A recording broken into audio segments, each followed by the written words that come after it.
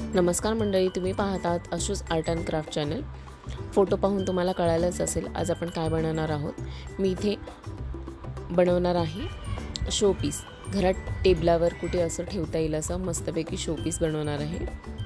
ते इथे घेतलं आहे जे वेस्ट झालेलं, आपण जेव्हा फिल्टर चेंज करतो अल्कलाइन कार्टेज आपण ते फेकून देतो, ते मी इथे घेतलं आहे। ओपन करून त्यातले जे स्टोन्स असतात ते मी बाहेर काढून घेतलेले आहेत।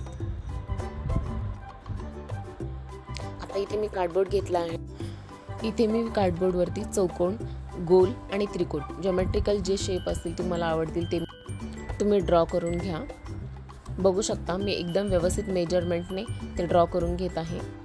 ज्या शेपमध्ये साईजमध्ये तुम्हाला हवेत तुम्ही ड्रॉ करू शकता। इथे चौकोन शेप मी व्यवस्थित ड्रॉ करून दाखवत आहे, तुम्ही व्यवस्थित बघा। आतल्या बाजूने आपल्या शेप पोकळ हवा आहे, त्यामुळे आतमधून एक चौकोन छोटावाला आपण ड्रॉ करून घेणार आहोत।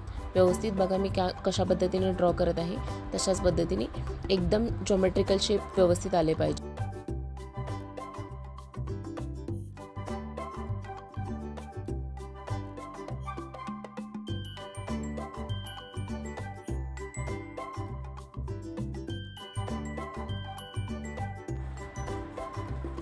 आपले शेप रेडी झाले आहेत, बघू शकता तुम्ही। आता ह्याच्यावर आपण ब्लॅक पेंट कलर करून घेणार आहोत। ॲक्रेलिक कलरचा वापर इथे मी केला आहे। आपले जे स्टोन होते ते व्यवस्थित आपण ह्याच्यावर स्टिक करून घेणार आहोत। इथे ग्लू अप्लाय केल्यानंतर आपण तो ब्रशच्या साहाय्याने व्यवस्थित स्प्रेड करून घेणार आहोत, जेणेकरून आपले स्टोन व्यवस्थित त्याच्यावर इव्हनली स्प्रेड केल्यानंतर ते चिकटून बसतील। बघू शकता अशा प्रकारे स्टोन त्याच्यावर टाकून घ्यायचे आहे।